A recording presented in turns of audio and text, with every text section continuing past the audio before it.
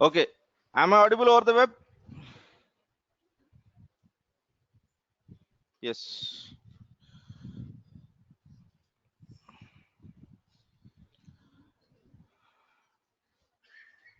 AWS will not charge if your machines are in stop. Okay, so you will not be paying EC2 charges, but you will be paying hard disk charges, which are very less. So it's absolutely okay. So I would say that you will not be charged, right? When your machine is stopped, you are only paying the bill for your hard disk, and hard disk charges are very much less. So it's okay.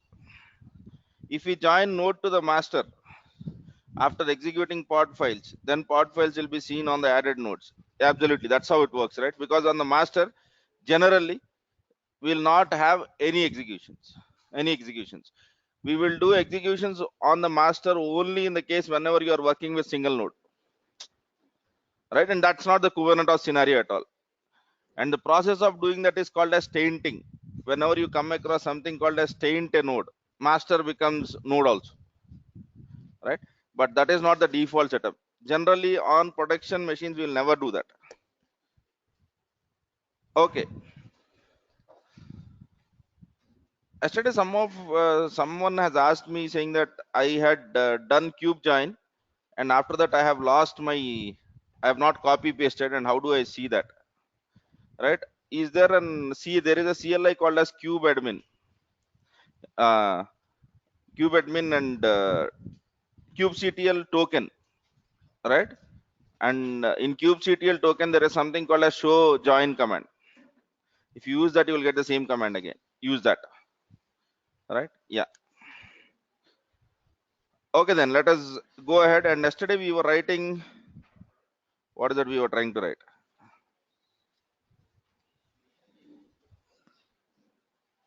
Let me go to,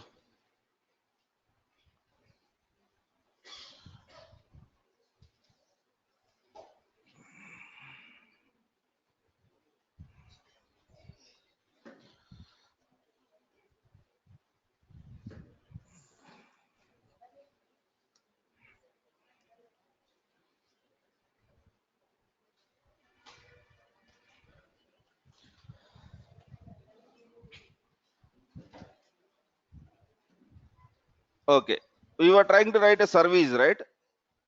Yeah. Okay, do you remember what the service was? Yes. Okay, so what is the service? Service is a logical interface so that you can basically access more than one nodes or one more than one pods, right? And yesterday I've asked you to find out what is the way to export a port on the node. Did you find out?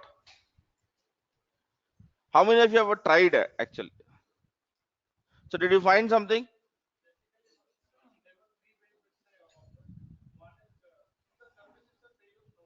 Yes. Yes. That is fine. That is for service. How about pod? I've asked you to find out for pod. Service, whatever you're telling is absolutely right. In service, we have three things. One is node port, the other one is load balancer, the other one is newly added ingress. Absolutely fine. There is nothing wrong with that. How about port? Pod. First thing is, in pod you do not have node port, right? In pod, if you want to expose the ports, one way is create the labels and use kubectl expose command, right? And there is one more way which you would find if you Google, if it is called as host network, right? Yesterday some of my older students were telling that yeah, there was a host network already, right? Yeah, there is a host network still supported, right? But Kubernetes slowly is moving towards the expose command line, moving towards the expose command line. Even though you forget in your YAML file, later on you can still expose using kubectl expose commands, right? So you can use any one of these, but remember, for the kubectl expose to work, you should have labels, otherwise it will not work. And I am not very much interested on the pod level expose, because that is not what we generally do. That is not what we generally do, right? And today, while I'm writing a service, I'll be using something called as node port to expose, because node port is a basic stuff which is supported on your own physical networks or virtual networks of your own, But if you go to the cloud where Kubernetes is supported, for example, you go to the Google Cloud, you go to the Azure Cloud, you go to the Amazon Cloud, then you can use one more type which is called as load balancer, which basically goes and speaks with the existing load balancers of the cloud service providers and gets the stuff done. That we'll be trying it tomorrow with Azure container services. Right? Today my focus will be on something called as node port, which basically opens one port on your node and then you can expose your or basically access your service using that. Fine. We have written replication controller, and these is what our pods are, right? And now I want to write a service. So first 4 lines always the same. Here the kind is service, and then metadata, name of the service, let me call it as simple service, and then you would have spec. From here we have to look out for a certain structure. Okay, and remember, whenever you are looking out for these kinds of structure, one way is you can go through the documents of ours, you can go into the XML file or YAML files of whatever we have written. But if you want to find out Kubernetes API, then you can search for something called as Kubernetes API reference. But this will be slightly confusing because it is the same document for code and very less support for YAMLs. So in many cases you might not see a decent help from here, but this is the only stuff which you would have.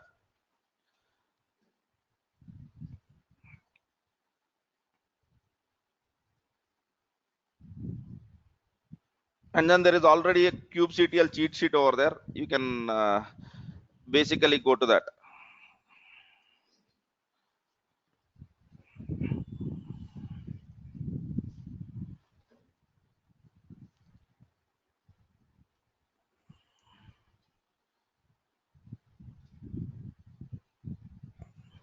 So this is the document, but not in many places you will have this kubectl. Most of the times you would be seeing curl, right?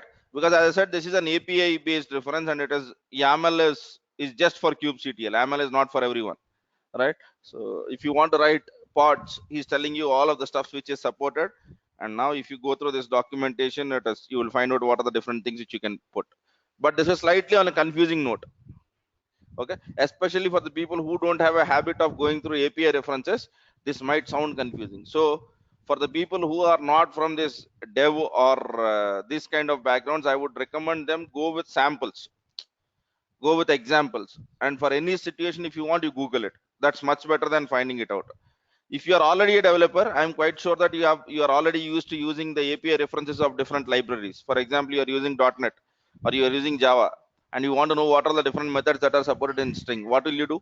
You will go to the Java doc of string and you will find out what are the different things over here. So here you have to use the same strategy, which might be confusing to most of you. Andukane, easiest example is use samples, kubectl service samples or examples. See the YMLs what they are writing and then go via that, right? So for the people who are not familiar with these kind of searching, you can use that. But at the end of the day, we will be writing the basic stuff, and this is still under development. Not many things work over here, right? So yeah, if you are from dev, it is very easy to follow. If that is not the case, please use example section. That's why I don't open this in the class. All right, okay, let us go back to our stuff. Okay, fine. In the spec, whenever you are trying to tell a service, the first thing which you should tell is, first 4 things we are told about our service, basic information about our service. And how will service works? What is the important thing that service uses? Labels, right? And for labels, it will create a syntax called as selector. It will use a syntax called as selector. So let me open some existing uh, service, and then let us go via that. So what is the stuff which you are seeing over there? The first thing which you would see in your spec is basically you are telling this metadata, and then you are telling this is the labels, and then you will be writing something called a selector. This is the important thing. So what this does is, in your container, in your Kubernetes namespace, in which you are running right now. It will try to find all the pods which have that label. So for whatever pods that have this label, this service will act as a front end, or this service will act as an interface, right? So let us go to our scenario. What are our labels? Nginx 1.0. So I'll be using only this label. So what should I write over here now? Okay. Oh, man, I forget this syntaxes. Let me do one thing. Reveal in Explorer.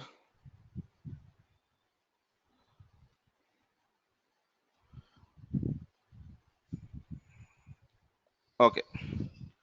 So basically, what is that I have to tell? I have to tell the selector, and then I have to tell in selector what is the labels which you want. So let me go over here. Spec, and in spec I'm writing selector first. Order is your choice. There is no one mandating that you have to write it in this way itself, right? In our case, what are the labels which we have? App is Nginx. So this what it would do is it would basically try to find out all the pods which are running in this namespace with this label. So our service is good. And next we need to tell other details about our service. Other details about our service are how are you going to expose this service? How are you going to expose this service? So for that details, there are certain things like the stuff which you are seeing over there. Type and the stuff. That is very good if you are using a cloud provider. So if you use Google Cloud, if you use Azure Container Services, that will suffice your needs. But here our case is we have created the virtual machines. Even though we are on uh, AWS, we have really not used AWS way to really install Kubernetes. We have installed on our own. So in this case, we cannot go with this approach, and we have to go with something called as node port. Why do we need node port? Every service gets an IP address. Yes. Every pod gets an IP address. Yes. Is that IP address accessible to you and me? Because the IP address which it is generated internally was yesterday, if you remember, it was 10.0. something. And it has nothing to do with your network or my network. It is not a public network, so that you and me can access. So there should be some way where we will be able to access the service, the pod service or the Kubernetes service from the machine itself. And for that we will be using, there are three ways. One is load balancer. Load balancer, as I said, this is the most easiest thing if you are using existing cloud providers instances, but we have not done that. The other way is something called as node port. So how node port works is, in Kubernetes we will have a master and nodes, right? And then let us assume that you have a service, you have some service, and this service you are telling that it will be exposed, or this will be used on port 80 or whatever it is, right? But this port 80 is for the pod network, not for the machines network. Do you all agree to that? Pod network is not equivalent to your virtual machines network. What you and me can access, మీరు నేను access చేయగలిగిన network ఏంటి? Virtual machines network. So there should be some way where this pod network is exposed on the virtual machines network, and exactly that is what node port does. In node port, what I would tell is expose the service on port, let us assume. So whatever service that is running on here can be accessed by the people who are outside this network by using this port. Much like port forwarding, if you remember. In port forwarding, what is that we have said? We have said docker run -p 8080 colon 80 or whatever it is. So in that, what we were trying to do, we were trying to create an interface between the machines network and container network. Here also you are doing the same thing, but here you are doing via pod service or Kubernetes service, right? And if you use host network colon true or host port colon some number, then it is equivalent to -p. Then it is equivalent to -p. But this is a service, and for writing this node port, you will have a specific syntax to be followed. So let us see what is that syntax.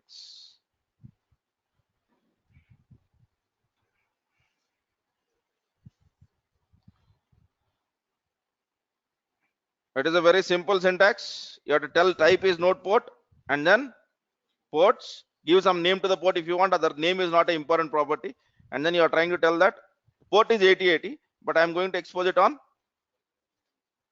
simple. So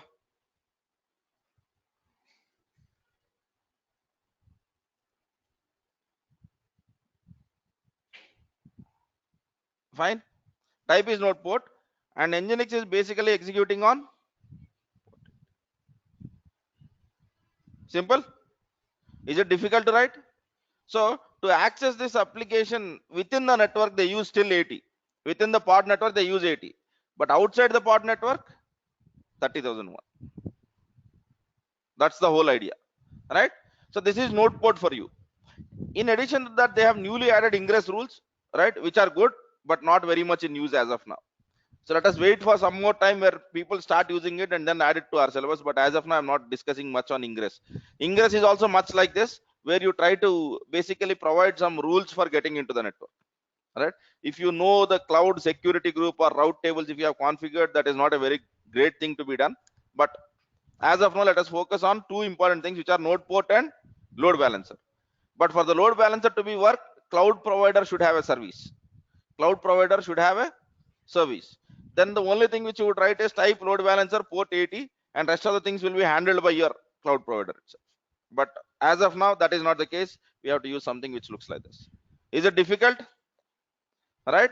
So in service, what is that we are writing? We are writing a selector, and we are writing on which port this service is exposed.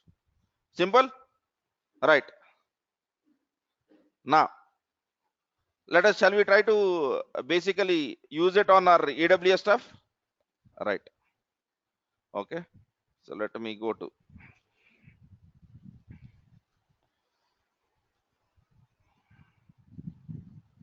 So two important things are, we will always have spec, and spec will always have a structure. And this we have been seeing from pod. Ninna pod రాసినప్పుడు spec రాసాం. When we have written replication controller, we have written a spec. While writing a service, we are writing a spec. After this, you'll be writing a deployment. Even in that case, you'll be writing a spec. So spec is what do you want, right? Okay.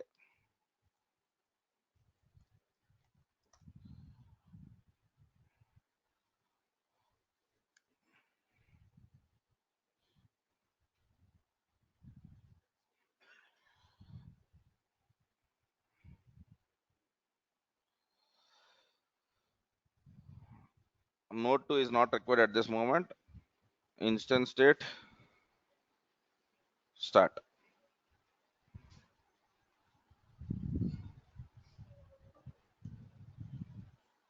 So while this machine is launching, let me see what are the. If we have multiple services running on the same machine, does it allow the same port for multiple services? See, you are telling about port now. Tell me which port. Is it the pods port or is it the virtual machines port? If it is the virtual machines port, you cannot use the same virtual machine port for two different things. As simple as that. This I have spoken 1,000 times, right? So, a 80 port of your machine, 180 port of your machine can be used only for one service, not for multiple things. But if you are speaking about pod ports, every pod will have all the set of ports. So on single machine, I can have multiple pods which have their own, which they use their own ports. But for exposing them, for one pod, I'll be giving one port. I cannot go with two pods exposed on the same network. If I have to do that, I have to go via service.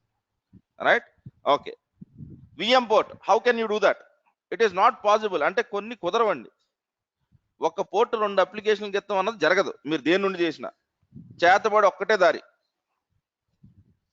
Right?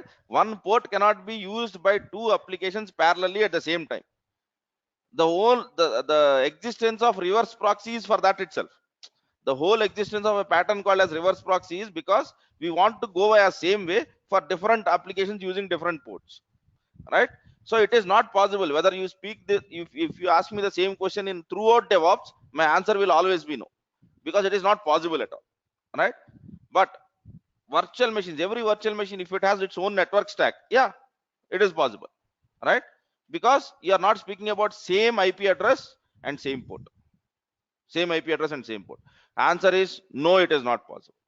Whether it is Kubernetes, it is not possible. Whether it is Ansible, it is not possible. Docker, not possible. Anything, it is not possible, because per VM, one port has to be used by one application. All right, fine. Please explain the difference between selector and selector label. There is no difference. Both are doing the same thing. The difference is in syntax. The difference is in syntax. Selector will select the labels. Label will create the labels. Right? Now let me basically go to this point. While I was writing the replication controller, I have said that here, right, in the metadata of this pod, I am creating labels. This is logic for creating labels. This is the logic for creating labels. And now in here, this is the logic for selecting labels. Here we are not creating labels. Here we are trying to tell that I want to create a service which is interested in all the pods which have a label called as app, and the value of that app is Nginx. Right? Whenever you're using a label syntax, you are telling to create labels, and generally labels we create only for pods as such. Only for pods as such. So that's the whole point. So in pods you will have label section because you have to create labels. At all the other places you will have selectors because you have to query them. That's the whole stuff. All right. If I have multiple, I think I have answered this. I want a pod on a particular node. Is it possible? Generally that is not possible. No, we will never do that. Right? The moment you ask for that requirement, you are going against the principles of clustering. Why do you want specific machine? What is special in that machine? Remember, when we started our discussion of Kubernetes, I have said about two important things. One is pet, the other one is cattle. Right? My VM is a cattle for me. It is not a pet. So that నాకు ఇది అత్యంత ఇష్టమైన container, దీన్ని ఆ ఎర్ర కంప్యూటర్లో run చేద్దాం, కుదరవు. Not that. It is not that. Right? So we will have computing space, and your pod basically will be executed on anything on your cluster. Okay, one thing what you can do is create a cluster. Okay, create a cluster with some namespace only on one machine, then all the pods which you create will go there. But that is creating a single point of failure. If that node gets lost, your complete cluster is not doing anything. Right? So that's why we in clustering we will always be against that principles. Right? So there is nothing like best computer, worst computer over here. The only thing which we have is we need computing space and a storage space, which we have on all the machines. Right? Rest of the questions I'll try to look at it at the later point of time, because I have to complete certain stuff. Let me just finish this service and then I'll take the questions. Right?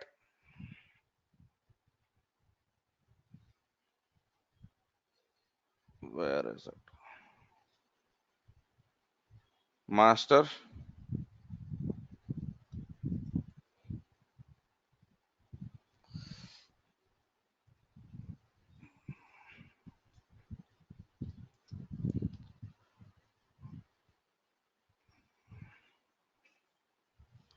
Okay, so in here we have Kubernetes zone. Let me see if I have made any changes. No, good. So let us get into June sample, and then in here we have simple pod.xml. Let me just see what is the state right now. kubectl get. So do we have 3 pods running? Yes.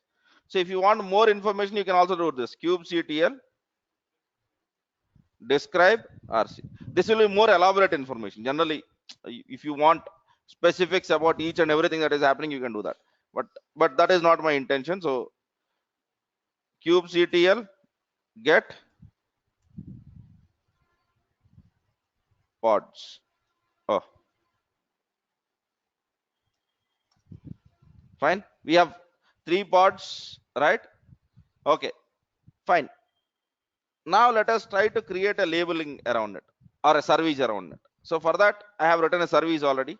So kubectl Commands are, they don't change generally. Apply -f simple, what was the file's name?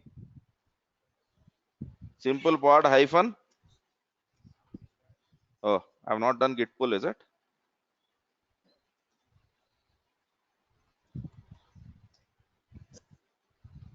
ఇక్కడ commit చేయలా. Yeah, fine.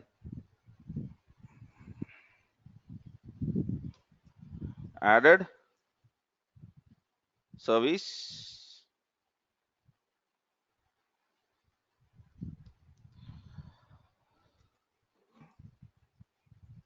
The examples which I am doing in the classroom are already present in the GitHub. You can try the same thing if you want to see how it works.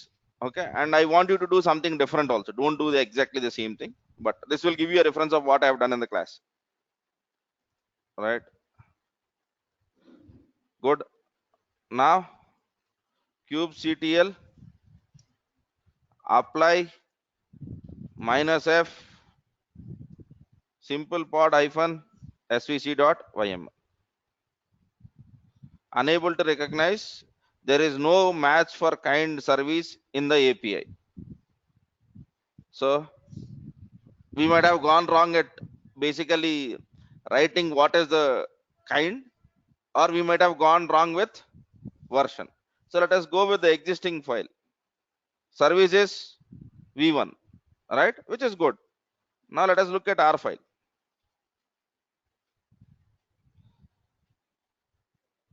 What is the API version? Should be v1, right? I've written it as API, which Kubernetes is not recognizing. That's the whole point, because it is very important. That field, even though it looks like simple documentation, it is very important field. Right. Now I have to reiterate myself. Add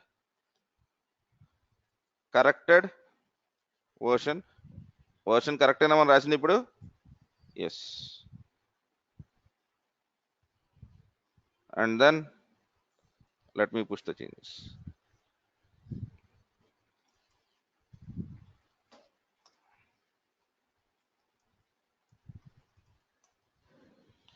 Okay.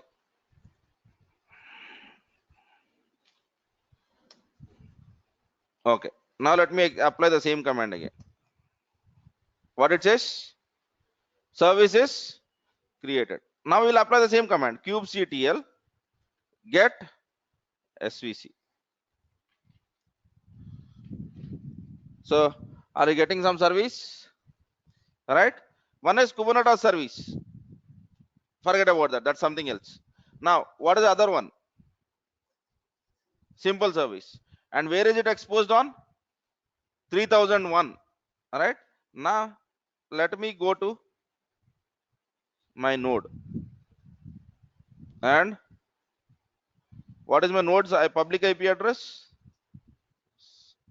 And let me use http://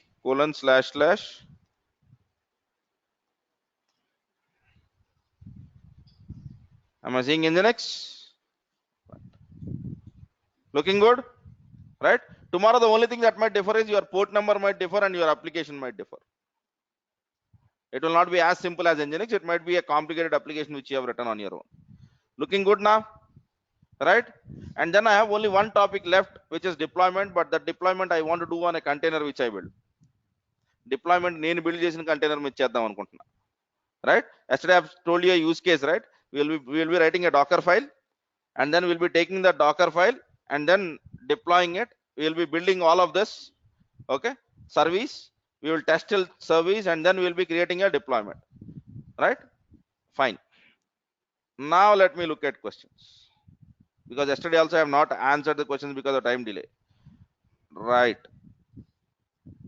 I have two nodes and I'm creating two pods X and Y. Is it possible to allocate both the pods on? As I said, this scheduling is not controlled, right? If you want to control, you can go to the, you have to create something called as namespaces.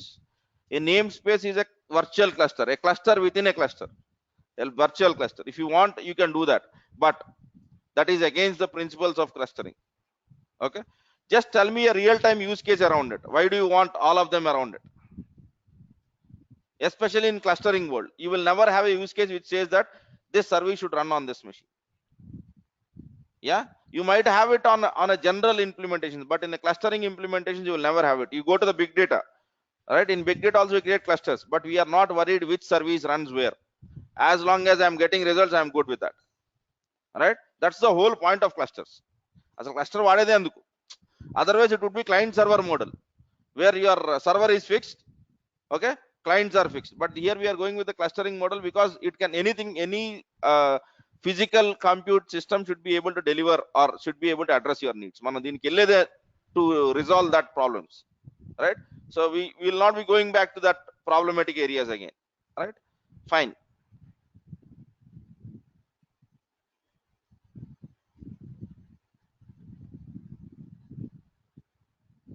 Okay, Srikanth, I'm not sure what you are trying to tell about, but yeah, if you can elaborate, I'll be able to tell it. In production, we will log in into nodes and manage it, or will we manage the node from master, or to manage the nodes, which command line of Kubernetes of which command line options? You will have kubectl node. Kubectl pod is one stuff, and all the machines which are adding are nodes, right? So to get the system, once we have added, what was the command which I have executed? Kubectl get nodes. So you will have a command space for nodes, right, where you can basically join the nodes, remove the node from your cluster, all of that stuff. So it is the node command which will help you to get the stuff. And for you to get the secure stuff, there will be something called as kubectl token. These are the two commands which you have to look at whenever you want to add new nodes or whenever you want to remove the nodes. All right. Okay. Can you please repeat the purpose of metadata label app and spec? I think I have said that, right? Whenever you are telling label in your pod.yaml template or in your pods, you are basically creating the labels. And whenever you are writing selectors, you are querying for that labels. I am interested in pods with those labels. That's the purpose. Okay. Okay, in the service, do we specify number of pods? Generally we never do that, because service is not about pods. What was service all about? Service గుడ్డిగా చేసేది ఏంటి? In service we tell that these are the labels which I want you to basically create a service for, and it will place a query on your cluster store. All the pods which have those labels will be load balanced from this. That's it. Service need not know anything about your pod, so that's why we don't mention pods in service. The only thing service worries about is labels.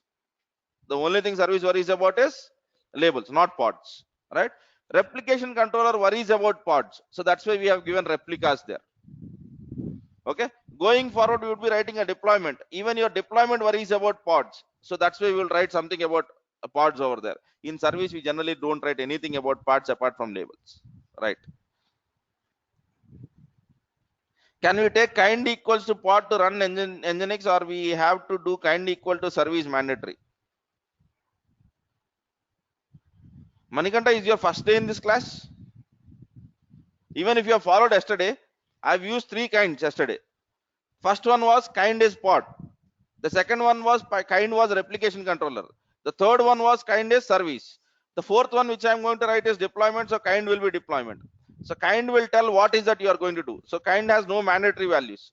All right, kind has many values. Based out of what you want to achieve, you will be basically doing it. Make sense? Kind ni batti మనం create చేసుకుంటాం, right? ఇప్పుడు pod రాస్తున్నాను, I am writing a pod right now, so my kind will be pod. I am writing a deployment right now, my kind will be deployment. I am writing a replication controller, my kind will be replication controller. Kind will tell what has to be done, right? Okay, sir, if you don't mind, could you please explain the cluster and their significance in Kubernetes? These are day one questions, man. I've discussed Kubernetes for 3 days. Let me I'm Venkat Murli, I'm seeing you every day, but if you don't, what is a cluster basically? Cluster and then anto, when you combine multiple machines to form a group, okay, which has one motive, we call SQL database clusters. What is the purpose of all of that? All of the clusters are basically they act as a database for one application, one department, or one group. That's what it is. So even though they are different machines, they would look as if it is a very big one machine. Cluster కొన్న basic property ఏంటంటే cluster లో చాలా మెషిన్లు ఉంటాయి.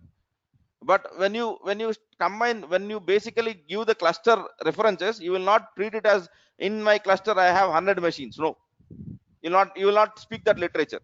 You will speak my cluster has this much compute power, my cluster has this much storage space, because cluster is seen as multiple machines combined together and their efforts are also combined together, right? In Kubernetes also we will have cluster, and in cluster generally you will have one person who manages the cluster and some persons who do basically work on that cluster.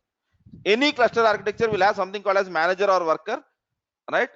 So in Kubernetes cluster we have taken two machines, right? Even though there are two machines, are you going into two machines separately, or are you going into one machine? Where is that you are running all of your commands from? So for you, for the external world, it is the only master which you see. It is the only master which you see, right? But internally what is happening? A master has many nodes, and whenever you execute commands, it will try to execute on any of the compute power which is basically free. So cluster is combination of multiple machines which behave as if it is a one machine. Very simple way of defining a cluster is this, right? When you say big data cluster is not one machine, it will have hundreds of machines, right? But you give a job to the cluster, not to a machine, and cluster will schedule the job on one of the machine which it has. That's the whole point, right? Cluster is multiple machines which has a common purpose, and generally in the cluster architecture you will have two kinds of stuff. One is manager, the other one is worker. Manager maintains the sanity of your cluster, right? And workers will do actual job what the cluster is supposed to do. That's the whole point, right? If we stop pods which are running, replication controller automatically starts them. Yes, that has to. That's the whole point of replication controller, because in replication controller spec, what is that we have written? Spec lo em rasam asalu chusara spec ni? What is that you have to say? Is this the state which you have asked for? Meer adigindi idena? After you have asked this, you have deleted one pod. Is the state maintained? Right? I have three pods, I have deleted one. So desired state is 3. Since I have deleted, the actual state is 2. Then what happens? There will be a controller manager which will tell that there is some mismatch, and then it will go to the Kube API manager and a new pod will be scheduled. That is the whole behavior of replication controller, right? So that's why it happens like that. Can we see running pods in node machines? For that you have to use kubectl APIs, and then kubectl get pods will give you that. kubectl get pods will give you that, right? Fine. Do we need to access application through master IP port or through a worker node IP port? Node port, I am doing it like this, which is not a right thing to be done. So that's why we'll be going to a load balancer. That's why we'll be going to a load balancer. All right. Node port is something which you do in our production, not in non-production networks. So we'll be basically going via this. Now let me basically do this. Okay.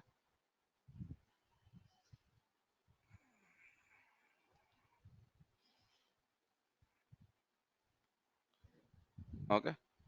What is the master's IP address?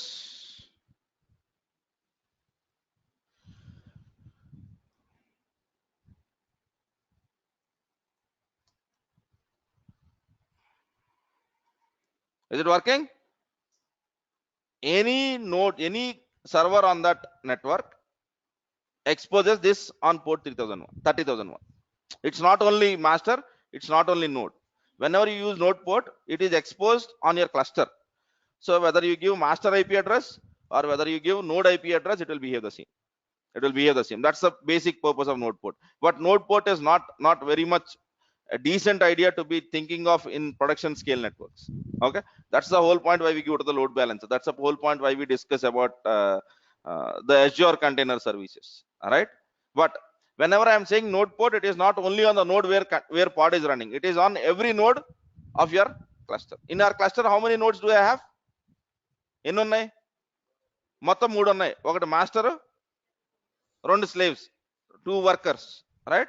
The second one I'm starting it right now, right? I think I have not even joined that. If I remember correctly, I have not even joined that. If I join this and on this no pod is running, but I still give this nodes IP address colon 30,001, it will still work. That's how kube proxy manages it, right? So whenever generally you go via master IP addresses, but whenever you give node port, you can go with any nodes IP address, any nodes IP address, right? That's why we call it as node port. It is not specific to a machine, it is to all. Okay, how do we create different labels for each pod created? As we create 3 pods, how do we identify pod based on the label? Okay, so you have created 3 pods. Are these 3 pods doing the same thing? Then you will not have different labels. Then you will not have different labels. Now my pod are 3 different things. One is Nginx version 1, the other one is version 2, the other one is version 3. Even in this case, one label will be common, the second label version will be changing. All right, I am creating the Nginx and the HTTP services, Apache server. Then I will have different labels. The label concept is this. So you will have a label for your application, for your version, for your environment, generally. All right. So I might have labels such that Nginx version 1 test environment test. So I want to create a service which is only for test environments. So then I'll be creating a service over here, wherein the selector over here will have one more label which says env colon. So now the service which this is a replication controller, sorry for that. Okay, I'll be writing over here env colon. So now this is a service which is interested in Nginx applications which are running in test environment. So that is how you do it, but not different labels for the same application. Always remember that different applications will have different labels, not the same applications. Even the version change will be one more label, right? Let us assume మీరు కొత్త pod ఏదో create చేశారు Nginx లో, right? So then what will you do is you'll add one more label saying that my version is no longer 1.1 1.0, it is 1.1. That's how you manage it, right? Changes. Okay, then any other questions in the room? What is busybox? Busybox is one docker image which is used for generating load or something like that. So for example, if you want to do some kind of performance testing where your CPU is above something and all of that, you will use that, and in there you will have something called as load generator or something like that, which will help you to generate load to simulate performance testing. That's what it is. Okay, it is an image. Busybox is nothing but an image like Nginx, but that is built to generate load. CPU utilization 50%, 60%. If you want to set and see how your application works, you can use that. Right. Hmm.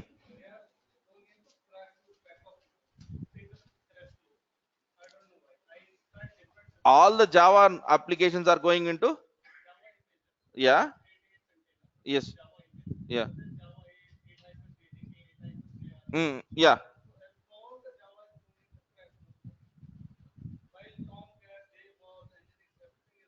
Mm. I'm not sure why that container is not running, because I'm not a representative of why that container is not running. And నేను చెప్పలేను అది. I can't answer it. But the only thing which I can answer is, only thing which I can vouch for is, whenever you're running anything on that container, did you see the logs? What was the error statement there? Enable verbose logging, sir. See how to do that. In your Java application, you can enable verbose logging, right? In the container also you can set, or in this also you can set. So container will be basically not running in 2 cases. Yesterday I was being give for, I'm not sure how many of you people follow, but yesterday there was an interesting question. I think this is from Sanjay, if I'm not wrong, but it was also something like this. So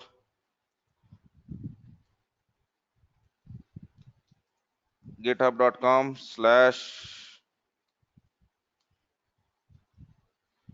hyphen Devops. I'll show you one error which I have got yesterday. Okay. which was also like container is crashing every time. But for him, it was node. For him, it was node. So let me go to this issue. Okay. Yes. The 48th one I have not seen yet. Okay. మిగతా వాళ్ళకి అసలు పని లేదేమో అనవసరంగా పెట్టినట్టు ఉన్నాను ఇక్కడ. Right. So in this container, what is happening is he has taken a node application and then he is using something called as PM2. PM2 is basically node process manager, and then he is basically trying to run this image, and every time he runs this image, he gets a state which says that container is stopped. Container is stopped. And when you download this zip, in the entry point there is something called as PM2, because entry point is something which always starts when you start the container. Do you agree to that? Yes. Okay. And then he has written a CMD where he says start hello, and it was failing. So there are two resolutions which I proposed to him. One is use the right set of containers. If you have to use PM2, I've given you a link over there where for PM2 they have given an image where there is something called as PM2 hyphen runtime. If you use that command, this command will always execute. Okay. If I have written something like echo hello world in the container, what was happening? Container was starting, prints hello world, is killed. That is the same problem which was happening on that machine. So PM2 start hello.js runs and it returns immediately. So that's why that container is failed. Now for that I've given this resolution. I said that use node. Okay, rather than starting PM2 in your startup, use something called as node and hello.js, because this command never returns. This command returns only when your application is, you stop your application. Now this container is running. Okay. And there was one more mistake basically in the code. Basically he was hard coding an IP address which should not be done. Okay. So in the Docker containers you have to write 0.0.0, but on your physical machines you have to write 127.0.0.1. These are the two fixes which I've basically done. So what I'm trying to tell to you is, if you can give me something like this, I can tell you the fix. Yes, I can find out what it is. So yeah, and if you have any kind of these questions, please add it over here. ఇది add చేసేది నా గురించి కాదు, మీ గురించి. రేపు పొద్దున మీకు ఏమైనా సొల్యూషన్స్ కావాలంటే you can go and search in over there. I'm not sure how many people are doing it, but if you see over here, there are loads and loads of closed issues. All right. So you go to these issues, click on closed. There are many questions which you might basically have, and there are some resolutions there. Right. If you have any questions, please have a habit of adding it over here. Right, because it would be useful after some time. And the other thing is, for the people who know the answers, it should not be only me, Bhaskar or Manikanta responding it over. Anyone can respond. మేము ముగ్గురే respond అవ్వాలంటే మాకు already mail ఉంది. We were doing it via Qt Devops. The whole point of adding it over here is I wanted everyone to know the questions, and I wanted everyone to know the resolutions. And if some of you know, you can also post your resolution. So please have this link. Any questions which you have while you are practicing, upload it over here. Right? But don't ask questions when I will get recording video, tomorrow there is a class or not. No, this is only for technical discussions. Right? Yeah, because the moment GitHub knows that quality thought is using for its own purpose, then we might have some certain problems around it. So akkada migatai raikandi, class unda leda, Satish ki health baagunda, ivoddu, I mail lo rayandi. Right? Okay. Yes, backup of etcd. Whenever you are saying backup of etcd, you are telling about cluster store. Right? Get into the highly available Kubernetes master setup. You will come to know the steps. Highly available Kubernetes master setup. Then he will tell you how to link. Okay. So generally databases, there are two ways of taking backup. One is you create a replication. That is what is being done in high available setup. Use that and you will find out. And what is the etcd? Etcd is a cluster store. It is a memory of your Kubernetes. Whatever you are doing on Kubernetes is stored over there. Right? While we were discussing the architecture of Kubernetes, we have said that master has 4 components: API manager, cluster store, controller, scheduler. Right?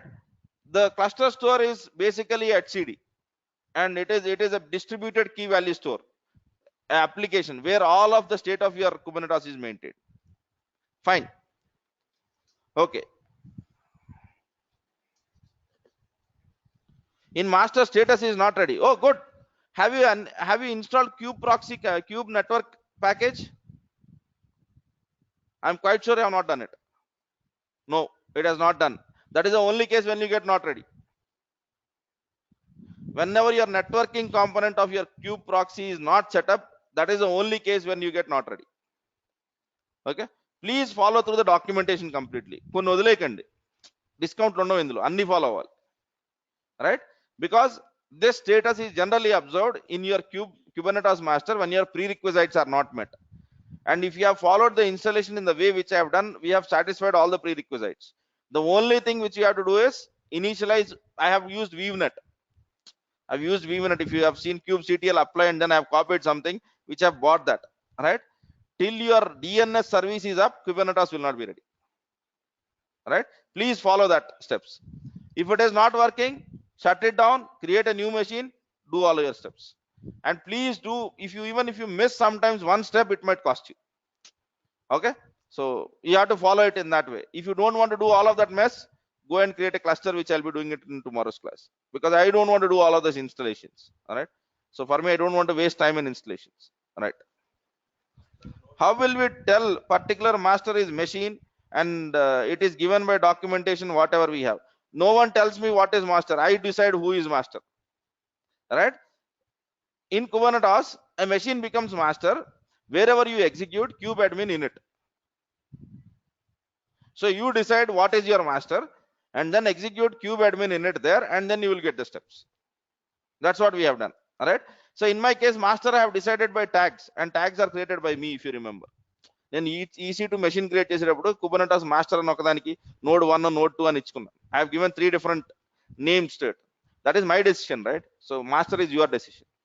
Right. Okay. Yeah. Generally, if it is node port, you have to allocate. If you are going in a service with a node port way, it is your responsibility to allocate. There is no dynamic allocation there. There is no dynamic allocation there. But generally, in some cases, Kubernetes allocates it for you for some of the namespaces based applications, and they generally start from 30,000. They generally start from 30,000. So that's why I'm going with the same convention of using 30,001. Okay, that's where it has relevance. All right. Yeah, and above. Yes. No, it is just because the lower the number of your port, there is a more chance that it is in use. So for example, if I take ports like 8080 or 8081, there are chances. For example, if you take Artifactory, you are doing installation of this on a machine where Artifactory is present. 8081 is in use, 8082 is in use, something like that. So higher the number of your port, it is not in use. That's why they will give you some recommendation around it. Fine.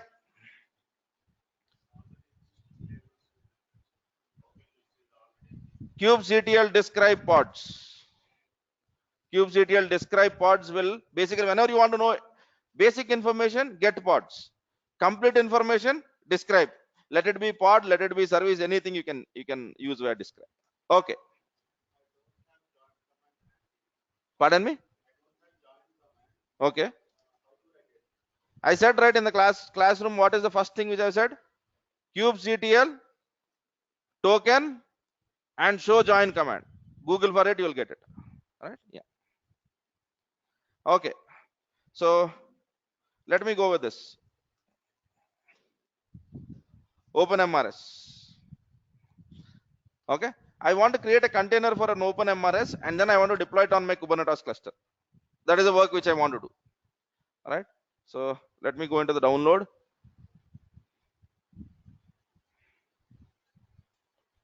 Okay. Are you seeing standalone? Are you seeing individual components? You download anything, you will be getting a var. All right. So let me do one thing. Let me download a couple of things. All right. Okay.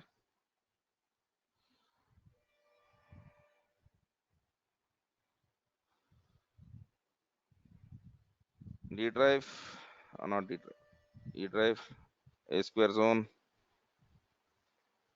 Kubernetes zone, workbook. Let me create OpenMRS, right? And in this,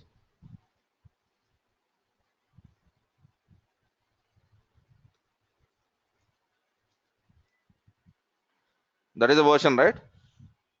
అంతేనా అదేనా version? ఏమో మాకేం తెలుసు అంటారా? When I have downloaded, this was 2.1.2, right? Yes. Okay. So let me use the same convention over here. Okay. And let me download one more. Okay. What is this? This is 2.1.3. Let me download this. Whatever it is. Complete. It is a huge package, is it?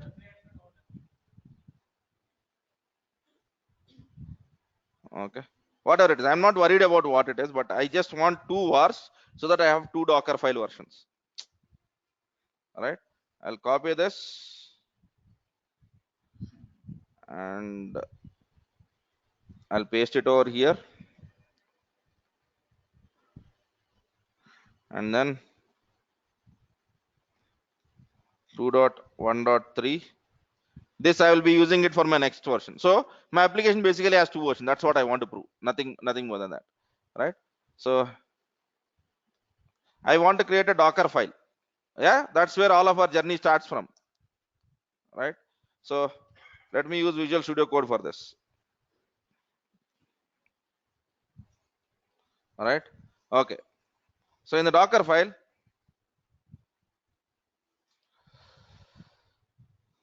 I'll be writing from Tomcat colon 8.0. Okay. Is this installed? Okay. Label. This is a new way of writing it. Maintainer was an older way, but maintainer will be deprecated very soon. So you can write author equals to, let me use it.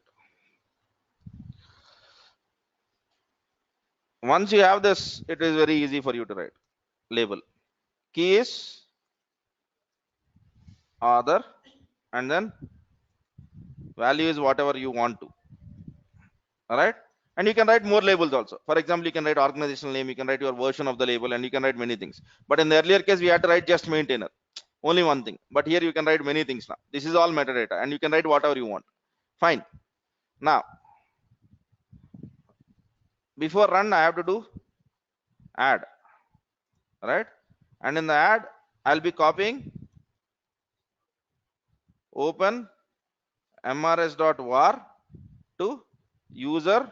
I'm not going into paths of all of this because we have done the same example in the classroom earlier. If you remember, we have done game of life, and whatever I'm doing in this is not much different.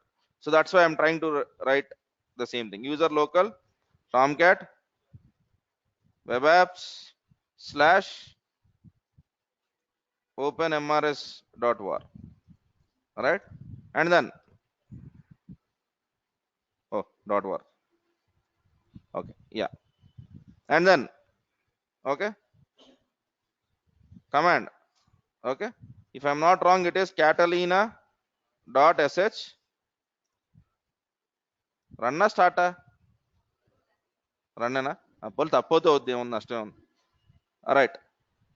So simple, and this application uses port 88. Simple. All right. Now this is my Docker file.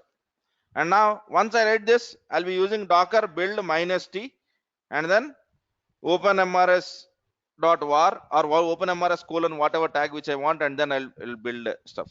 So I'm just writing some commands which can help you in building. Okay. So Docker build -t open mrs colon 2.1.2. Let us be specific about our versions because we know about it. Simple. And once you finish testing, then you have to push it to the Docker hub, right? And whenever you are pushing it to the Docker hub, can you use the names like this? No. So one way is you build again, but building again is a costly affair. So what you can do is Docker tag command. In the Docker tag, tell what is your source image. What is my source image? Open mrs colon 2.1.2. And this I want to tag it as my username. In your case, in your Docker hub, you will have your own username. Slash openmrs dot 2.1.2 colon, not dot, right?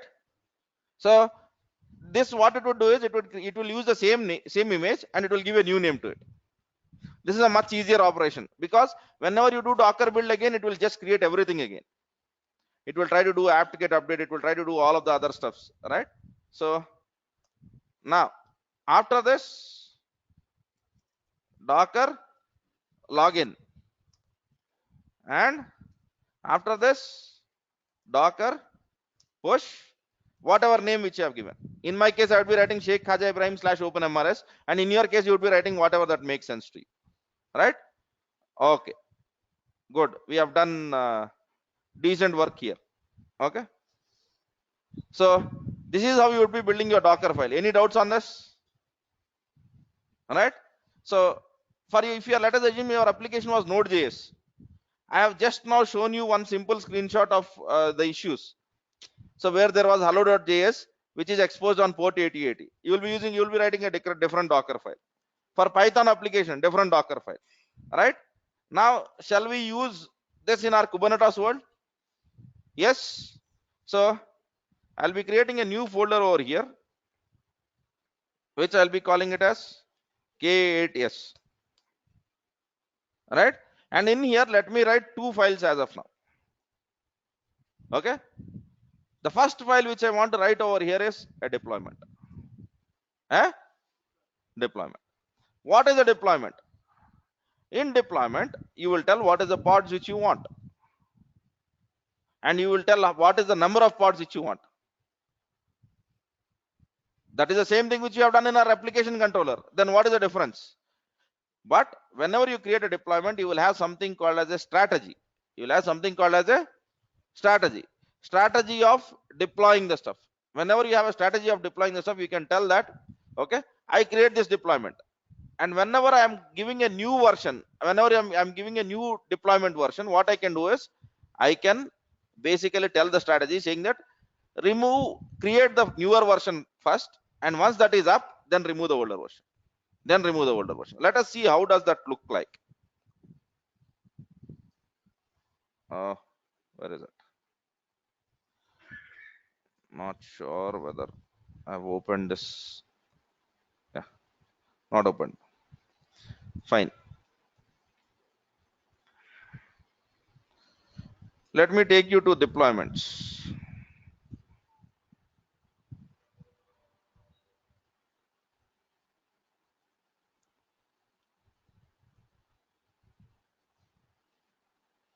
So services, you can see how it works, and we have discussed all of this, right?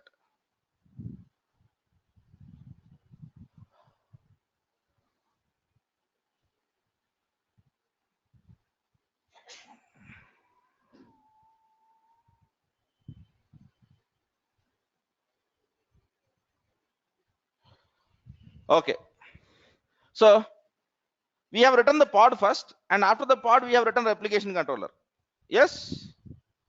Now on top of that replication controllers, you can write something called as deployments. But that replication controller will be renamed to something called as replica set. Whenever you are using deployment, you will have replica sets, and every replication controller will be remembered by your deployment. Let us see how it works. So you try to deployment. Okay. You would create a file like what we have been doing, and then you would say apply. And whenever you apply, there will be a revision that will be created. Now we had an application which is on version 1.0. Now you want to go to 1.1 because your application has changed. New release has came, new sprint has came, whatever it is. So what you do is you basically make changes to your file, and then you would apply the same command again. You would apply the same command again. Then what would happen? One more replica set will be created with a new version. And all of these versions are stored in Kubernetes. All of these versions are stored in Kubernetes. First time you do version 1, second time version 2, third time version 3. And whenever you want to go back to any version, you can go back and you can have the instances running like that. So basically, this is how it looked. Second time it will have revision 2, and you can tell Kubernetes to go to any version. Let us assume that we were working on version 1. Everything was working. All right. And then we have given version 2. Yeah. And after giving version 2, things were not good. Testers are reporting a lot of bugs. All right. Then we have to basically, whenever you give this is called as a rollout deployment. Rollout. Give a new version. Right. And it is not working. So what we'll do? We'll undo the rollback or undo the deployment. Right. Commit, undo. Rollout, rollback. So give a new version. If it is not working, go back to the older version. That is very much simplified in this deployment. So rather than writing a replication controller, I will write the deployment directly. And then I will be writing one service. Deployment is for maintaining basically new versions and new releases, and service is as usual to load balance. Shall we do this? Yeah. So, but in deployment, you have to go with a very different version of extension. All right. Okay. Now, where is our stuff? Yeah. Sample, workbook, open MRS, and in Kubernetes, what is that I would be creating the first file? Before this, let me do one thing. Let me close all and let me create a new file which is called as openmrs hyphen deploy dot ym. Simple. And whenever you are writing this deployment, first 4 lines obviously the same. Okay. API, what is happening? API version, and let us cross check what is the right version.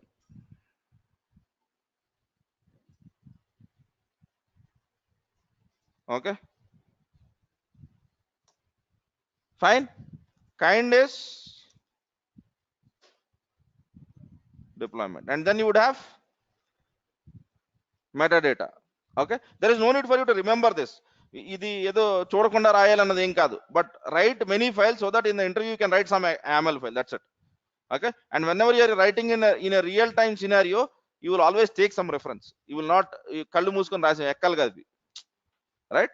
So basically you would always have a reference, but just remember certain structures so that you can write at least something in your interview, because in interviews you will not be given a system, right? You would ask you, can you just write me a deployment YAML file? You might not be checking for the sanity of the complete file, but you should be able to write something. So that's the whole point. So if you see over here in metadata, much like the stuff, you would have a deployment and then spec. Okay, let me explain this because we have very less time right now. I will not be basically I don't want to extend today's time also, but in the spec, see what is happening. We are telling replicas, and we did the same thing in replication controller, but I am telling one more thing: minimum ready seconds. A pod has to be up in this much second. 30 seconds lo pod up avval. For example, your container will take more time. Change the time there. That is seconds. So if your container takes 2 minutes to start, put 120 there. Right? And then see the strategy. Strategy is, what is the type? Rolling update. And whenever I am rolling, I am telling that max unavailable is 1 and max surge is 1. Okay. First increase 1, and once that is available, then decrease 1. So if this is possible whenever your cluster is small, but let us assume that you are speaking about thousands of pods, then you cannot go with 1. You might be putting somewhere around 50 or 100 there. I want to shut down 100 pods. I want to create 100 pods, and then I want to shut down 100. So depending on the size of your cluster, you'll put your numbers there. In our case, we'll be putting 1. But if your company is using completely Kubernetes pods, the numbers might be huge there. Fine. So, and then you will come back to template, and then in the template it is the same pod.yaml. Template lo chuste pod.yaml malli. right? So shall I run this, right? Because it is there, I'll be running this in the cluster. So cd dot dot, okay, and then cd, I'm not sure what was the folder's name, workbook, yeah, Java, okay, and let me delete the service first. Kubectl, okay,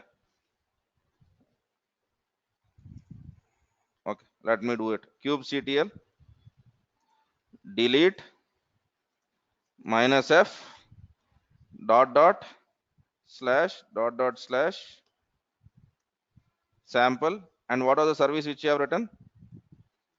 Simple pod svc.yml. I've deleted the service. I don't want any other services, right?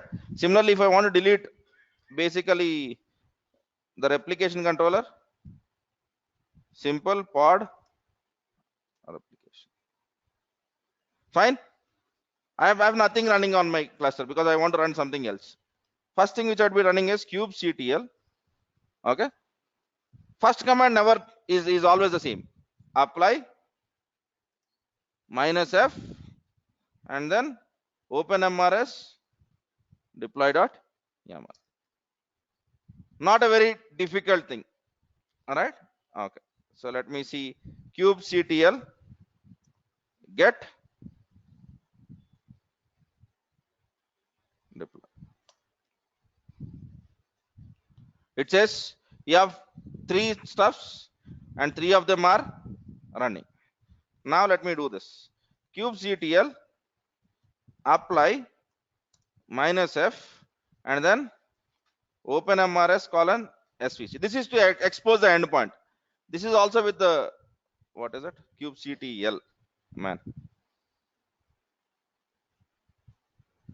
ఇది మనం ఇందాక service ఎందుకు create చేసాం, అందుకే 30,001 port మీద application access అవటానికి. Good, fine. Now let us see whether it is happening or not. Let me go to this Tomcat and I go to something called as OpenMRS. I'm getting some OpenMRS page. Forget about what it does and all of that. All right, fine. Now what I do is I want to give a new version of this application. So whenever I want to give a new version, the problem is I don't have a new version. So for this example, what I'll be doing is I'll be changing the image's name. Is it okay? Service loki velli image పేరు మార్చేస్తాను so that I'll get a different home page. Is that okay or not? Yeah. So what I do is vi openmrs hyphen deploy.yaml, okay, and then what I'm doing is I'll go over here and rather than in the place of openmrs I'll be using game of life. And if you know game of life will have altogether a different home page. Yes. Now I want to update this. Is this a change? Right. So whenever I want to apply this to the Kubernetes, I have to use special commands. Okay, one extra special command, not much of a difference, but one extra stuff. Let us see what that is.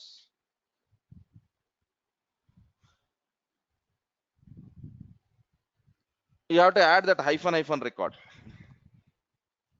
Earlier also you were using apply, but this time what is that you are doing? This time what is that you are doing? You are using one extra command which is hyphen record. Shall I do that? Yes. So kubectl apply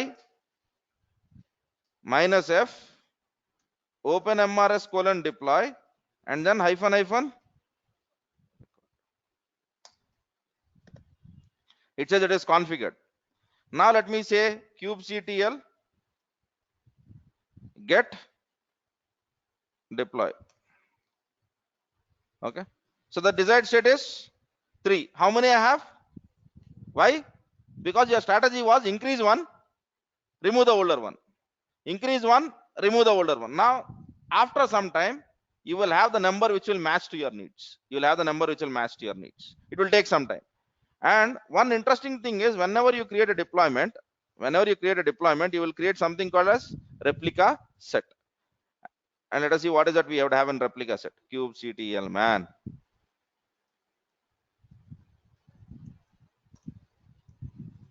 What is that you are seeing? You are seeing two deployments, right? Let me use this -o. Okay, you are basically seeing two replica sets. One was when we did for the first time, and second one was when we did for the second time. And whenever you want, you can go back to the older versions. And now if you want the actual history, right, basically what you can say is you can use this rollout status. Rollout status is a command which will help you to find out, to tell what is happening. All right, so let me do this. Cube ctl rollout status open mrs hyphen. Okay, పేరేమి ఇచ్చాను నాకు గుర్తులేదు. Open mrs hyphen deploy కదా. I have missed deployments.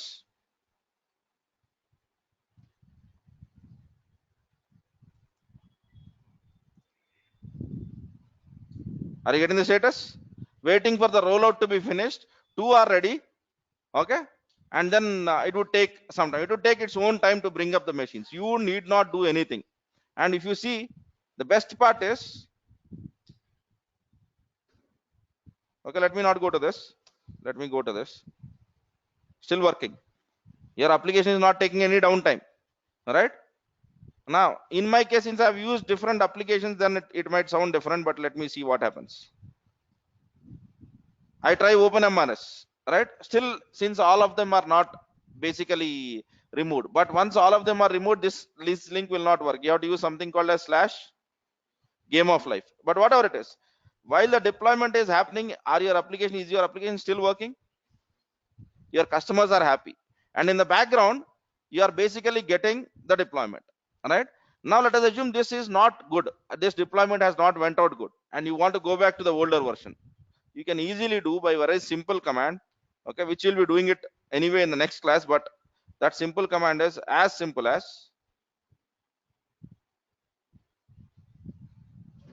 kubectl rollout undo deployment and take me to the version 1. That's it. And then suddenly it will go back to the older version. It will do the same approach. It will bring up first the older version, and then it will remove the new version. It will bring up the older version, and then it will remove the version. This is a very easy strategy to be used. Okay, the only thing that will change in your enterprise world is minimum search and maximum search, minimum search and minimum unavailable stuff, right? That numbers will be different. నా ఈ మూడే ఉన్నాయి కాబట్టి నేను ఒకటి ఇచ్చాను. Generally in production instances you will give tens or hundreds there, right? Is it looking simple? So I can go from one version to one version. The only thing which I have to change is a file, which is YAML file, and then I'll be just saying kubectl apply -f and then hyphen record, nothing else. And if you want to monitor status, you will be using rollout status. Otherwise there is no need for you to do even that. All right, your application will be running in the background and everything will basically be stuff, right? So it would take time, guys. It would take time. If you basically do it on your system also, don't give 3, give 2 instances. All right, so that it is easier for you, and give lighter instances. మీరు ఏం చేయండి అంటే ఇదే పని try it out with nginx and httpd. Both are lightweight containers. First time give nginx and second time give httpd. Both will have different pages, and it is very easy for you to find it out. All right, tomorrow I'll be continuing this discussion on this deployment. All right, and then we will do the same deployment or same whatever we have created, this OpenMRS stuff on Azure, and let us see what are the different things in Azure. Right, once we finish that, okay, we'll be looking into Amazon ECS. Right, so that's what our agenda for tomorrow is, because once you create Azure, cluster creation takes time. It will take approximately 20 minutes for creating the cluster. But once you have done that, there is nothing much. You have to apply the same commands. You have to log in inside your master and execute the same commands what you are used to right now. Making sense? Looking good? Right? ఇప్పుడు మనకి service అంటే ఏంటో, do we have an idea of what is service now? What is a replication controller? And then we have a new terminology in deployment which is called as replica set. Replica set is a persisted replication control. Replication controller గుర్తుండదు. It cannot store. But once you want to store a replication controller on a cluster store, they have to create something called as a replica set, right? And once you have the replica set, you can go to any version of it. For example, you do hundreds of deployments and you can go back to the version 1, you can go back to 100 again, because we have a very simple command, kubectl rollout status and to version, and give whatever version which you want, and it will go and stay over there. Making sense? All right, okay then. So let us meet tomorrow to elaborate our discussion on this, right?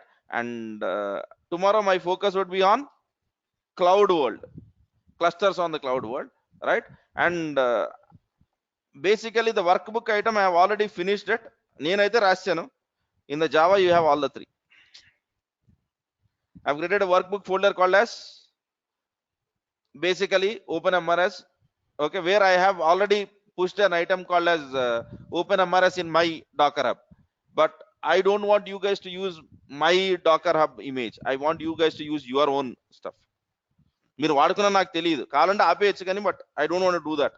It is your interest. Create your docker file, push it to the Docker Hub and use that in your Kubernetes instances. Right? Fine then. So let us meet tomorrow to discuss the rest of the aspects. Tomorrow our class is from 7 to 10 and it is purely on cloud. Tomorrow our discussion will be on Azure and Amazon, how to use the containers, whatever we have learned in Azure and in Amazon ECS. All right? Thanks.